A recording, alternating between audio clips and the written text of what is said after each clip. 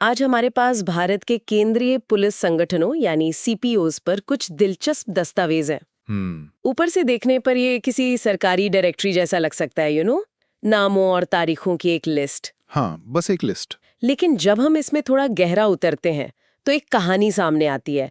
एक ऐसी कहानी कि भारत ने अपनी सुरक्षा चुनौतियों का जवाब कैसे दिया है। बिल्कुल। और इन नोट्स की जो सबसे बड़ी कहानी है वो ये है कि भारत की सुरक्षा रणनीति किसी एक बड़े मास्टर प्लान से नहीं बनी है। अच्छा। बल्कि हादसों से सीख कर बनी है, एक एक करके, जरूरत के हिसाब से। हर संगठन के जन्म के पीछे एक संकट, एक युद्ध या एक हमला छिपा है। तो इसे एक तरह का रिएक्टिव एवोल्यूशन कह सकते हैं। एकदम सही शब्द है, रिएक्टिव एवोल्यूशन, जहां हर चुनौती ने एक नए योद्धा को जन्म दिया। रिएक्टिव एवोल्यूशन, ये फ्रेमवर्क बहुत दिलचस्प है। तो चलिए इसी नजरिए से इन दस्तावेजों को खंगालते हैं। जरूर। मुझे लगता है कि इन संगठनों को समझने का सबसे अच्छा तरीका उन चुनौतियों को समझना है जिनसे निपटने के लिए इन्हें बनाया गया था। सही बात है। और सबसे पहली और सबसे बड़ी चुनौती थी हमारी सीमाएं। सही शुरुआत है। सीमाओं की कहानी एक तरह से भारत की कहानी है। और इस कहानी का सबसे पुराना किरदार है असम राइफल्स। नोट्स में इसकी स्थापना का साल दिया गया है 1835। 1835। हाँ, तब इसे कचार लेवी के नाम से जाना जाता था। कचार लेवी? जी। इसका काम था ब्रिटिश चाय बागानों और बस्तियों को कबायली हमलों से बचाना। 1835। ये सोचना ही कमाल है कि जब देश का आज का नक्शा भी नहीं था तब ये फोर्स काम कर रही थी। इसकी जड़ें कितनी गहरी हैं। और शायद आज इसकी भूमिका उससे भी ज्यादा जटिल है। वो कैसे? आज ये गृह मंत्रालय के अधीन है, लेकिन इसका ऑपरेशनल कंट्रोल भारतीय सेना के पास होता है। अच्छा, तो एक ड्यूल कमांड है। बिल्कुल। ये दोहरी कमान वाली व्यवस्था इसे बहुत अनूठा बनाती है। ये सेना के साथ मिलकर उत्तर पूर्व में विद्रोहरोधी अभियानों में काम करती है और म्यांमार सीमा की रक्षा भी। तो इसने तो पूरा इतिहास देखा है भारत का। प्रथम और द्वितीय विश्व युद्ध में बर्मा में लड़ने से लेकर आज तक सब कुछ। तो असम राइफल्स एक तरह से विरासत है, लेकिन आजादी के बाद चुनौतियां बदल गईं। पाकिस्तान के साथ हमारी सीमा। नोट्स के मुताबिक सीमा सुरक्षा बल यानी बीएसएफ 1965 के भारत पाक युद्ध के बाद अस्तित्व में आया। इससे पहले वहां क्या व्यवस्था थी? 1965 से पहले हमारी अंतर्राष्ट्रीय सीमाओं की सुरक्षा की जिम्मेदारी उस राज्य की पुलिस की होती थी जिसकी सीमा लगती थी। मतलब पंजाब बॉर्डर पर पंजाब पुलिस। हाँ, और राजस्थान बॉर्डर पर राजस्थान पुलिस। लेकिन 1965 के युद्ध ने इस व्यवस्था की कमजोरियों को उजागर कर दिया। क्या कमजोरियां थीं? ये साफ हो गया कि सीमा सुरक्षा एक बहुत ही विशेष काम है। इसके लिए एक समर्पित और प्रशिक्षित बल चाहिए। राज्य पुलिस के पास न वैसी ट्रेनिंग थी, न वैसे हथियार। और यहीं से बीएसएफ का जन्म हुआ। जी, ये फिर से वही रिएक्टिव इवोल्यूशन वाली बात हो गई। एक युद्ध ने हमें सिखाया कि राज्य पुलिस काफी नहीं है, तो एक नई केंद्रीय फोर्स बनानी पड़ी। एकदम सटीक। बीएसएफ को फर्स्ट लाइन ऑफ डिफेंस यानी रक्षा की पहली दीवार के तौर पर बनाया गया। तो इसका काम सिर्फ गश्त करना नहीं है? नहीं, शांति के समय में घुसपैठ और तस्करी रोकना तो है ही, लेकिन युद्ध के समय में ये सेना की सहायक बनकर महत्वपूर्ण ठिकानों की सुरक्षा भी करती है। और इसके आकार के बारे में भी कुछ लिखा है? हाँ, और वो हैरान करने वाला है।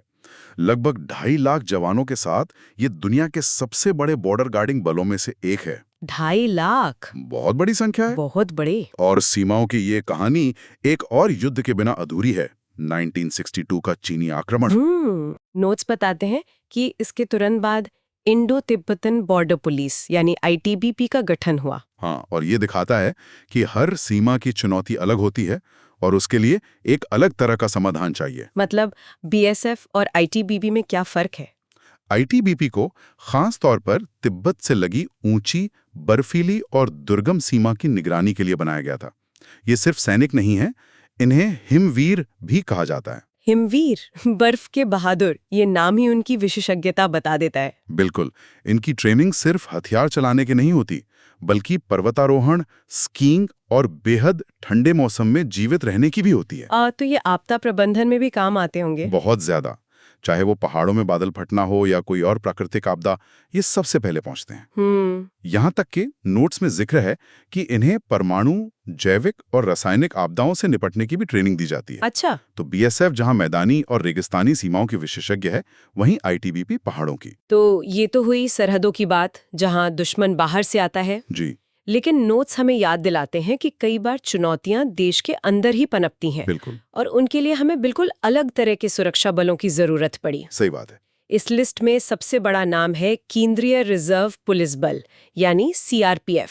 सबसे बड़ा, सचमुच में 210 बटालियनों के साथ ये दुनिया का सबसे बड़ा अर्धसैनिक बल है। 210 बटालियन? हाँ, इसका मुख्य काम है राज्यों को कानून व्यवस्था बनाए रखने और उग्रवाद से निपटने में मदद करना।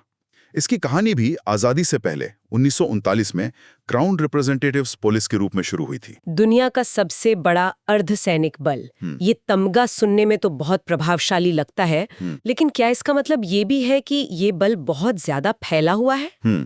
मतलब क्या एक ही संगठन से कश्मीर में आतंकवाद से लड़ना, छत्तीसगढ़ में नक्सलियों का सामना करना और चुनावों में सुरक्षा देना, ये उसे किसी एक चीज में विशेषज्ञ बनने से रोकता है? ये एक बहुत ही जायज और जरूरी सवाल है।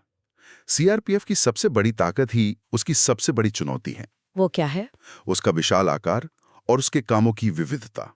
इसे भारत का इंटरनल सिक्योरिटी बैकबोन कहा जा सकता है।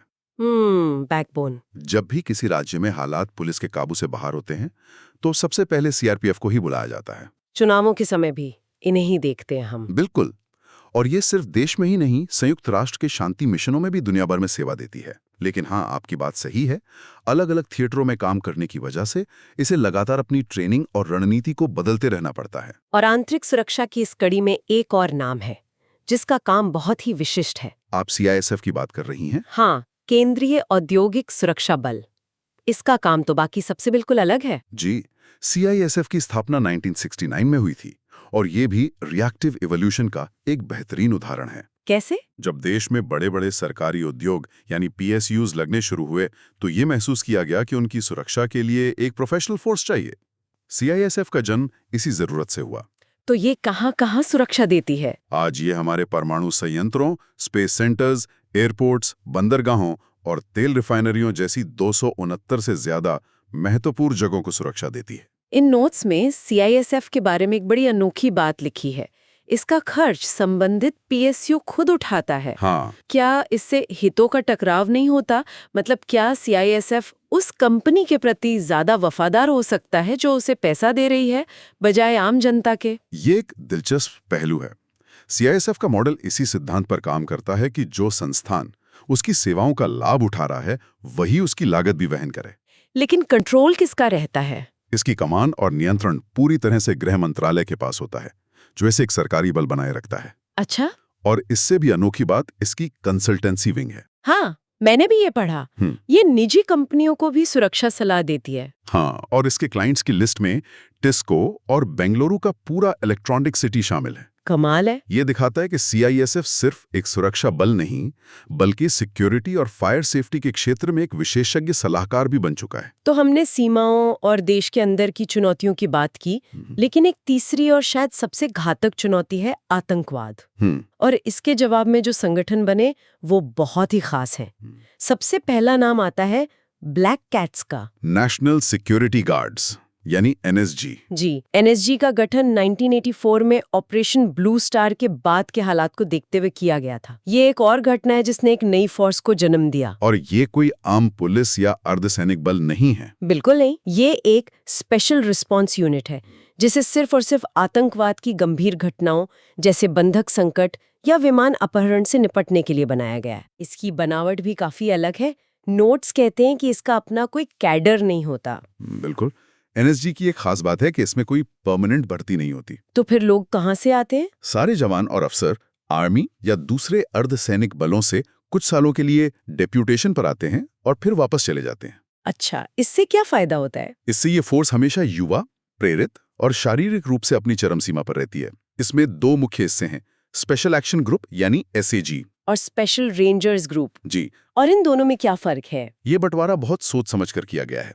एसएजी, जिसमें सेना के सबसे घातक कमांडो होते हैं, वो सीधे हमले की नोक होते हैं। मतलब जो दरवाजा तोड़कर अंदर घुसते हैं। हाँ, ऑपरेशन का सर्जिकल हिस्सा। और वहीं एसआरजी, जिसमें अर्धसैनिक बलों के जवान होते हैं, उनका काम एसएजी को सपोर्ट देना, बाहरी घेरा बनाना और हालात को काबू में रखना होता है। एक शरीर की ताकत तो दूसरा दिमाग का संतुलन। कुछ ऐसा ही कह सकते हैं। अब आतंकवाद और बड़े अपराधों की दुनिया से जुड़ी जांच एजेंसियों पर आते हैं। केंद्रीय अन्वेषण ब्यूरो यानी सीबीआई का नाम तो हर कोई जानता है। हाँ बिल्कुल। लेकिन इन दस्तावेजों में एक हैरान करने वाली जानकारी है, ये गृह मंत्रालय के अधीन नहीं है। ये एक बहुत बड़ा और महत्वपूर्ण अंतर है। तो ये किसके अधीन है? सीबीआई कार्मिक और प्रशिक्षण विभाग यानी department of personal and training के नियंत्रण में आती है, जो सीधे प्रधानमंत्री कार्यालय को रिपोर्ट करता है। इसका क्या मतलब हुआ? इसका मतलब ये है कि सीबीआई को रोजमर्रा के मामलों में गृह मंत्रालय से निर्देश नहीं लेने पड़ते, जो उसे एक तरह की प्रशासनिक आजादी देता है। सैद्धांतिक तौर पर? राजनीतिक दबाव से बचाने के लिए। हाँ, सैद्धांतिक तौर पर यही मकसद है। इसकी शुरुआत भी द्वितीय विश्व युद्ध के दौरान हुई थी। जी, 1941 में स्पेशल पुलिस एस्टैब्लिशमेंट के तौर पर, जिसका काम था युद्ध से जुड़े विभागों में भ्रष्टाचार की जांच करना। और आज ये हत्या से लेकर आर्थिक घोटालों तक हर तरह के बड़े मामलों की जांच करती है। और एक और अहम बात, ये भारत के लिए आधिकारिक इंटरपोल इकाई भी है। अच्छा, तो विदेशी एजेंसियों से समन्वय भी यही करती है? हाँ जांच के साथ साथ खुफिया जानकारी भी उतनी ही जरूरी है। बिल्कुल।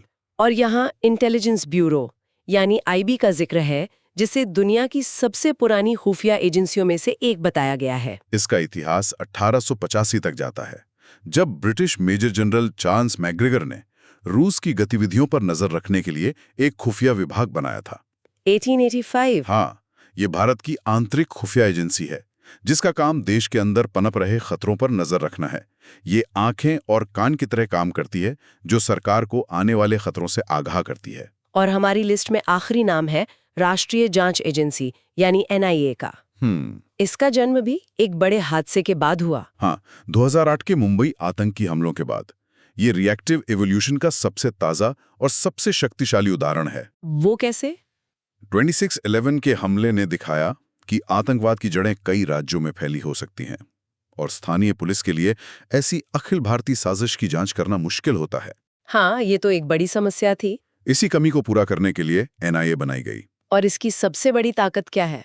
इसकी सबसे बड़ी शक्ति ये है कि ये एक संघीय एजेंसी है। मतलब? या राज्यों से अनुमति लिए बिना देश के किसी भी हिस्से में आतंकवाद से जुड़े मामलों की जांच अपने हाथ में ले सकती है।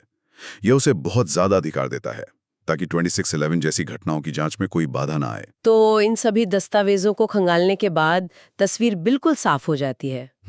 भारत की सुरक्षा व्यवस्था कोई एक दिन में बनी इमारत नहीं है। ये एक ऐसा शहर है जो समय के साथ जरूरत के हिसाब से बनता गया। बिल्कुल। हर हमला, हर युद्ध, हर संकट एक नई ईंट रख कर गया। बिल्कुल, ये कहानी है जरूरत और जवाब की। हर संगठन एक खास जरूरत का जवाब है। सही। ये दिखाता है कि भारत की सुरक्षा रणनीति पत्थर पर लिखी कोई लकीर नहीं है, बल्कि एक जीवित, विकसित होती हुई चीज है, जो खतरों के साथ अपना रूप बदलती रहती है। ये सब जानने के बाद एक सवाल मन में आता है। पूछिए। इन नोट्स से पता चलता है कि लगभग हर संगठन किसी बाहरी भौतिक खतरे की प्रतिक्रिया में बनाया गया था। सीमा पर घुसपैठ, उग्रवाद, बम धमाके। हाँ, फिजिकल थ्रेट्स। लेकिन भविष्य के खतरे शायद बहुत अलग हों, जैसे साइबर युद्ध, आर्थिक जासूसी या सूचना युद्ध। एक बहुत जरूरी सवाल। आज का युद्ध मैदान डिजिटल है। दुश्मन आपकी सीमाओं में घुसे बिना आपके पावर ग्रिड को बंद कर सकता है, आपके बैंकिंग सिस्टम को ठप कर सकता है, या सोशल मीडिया के जरिए आपके समाज में जहर घोल सकता है। बिल्कुल। तो सोचने वाली बात यह है कि आज से 50 साल बाद इन संगठनों की सूची कैसी दिख सकती है, और क्या हमें इन नए तरह के खतरों के लिए पूरी तरह से नए संगठनों की जरूरत होगी? क्या भविष्य में एक इंडियन साइबर डिफेंस फोर्स या इकोनॉमिक इंटेलिजेंस एजेंसी जैसे नाम भी इस लिस्ट में जुड़ेंगे?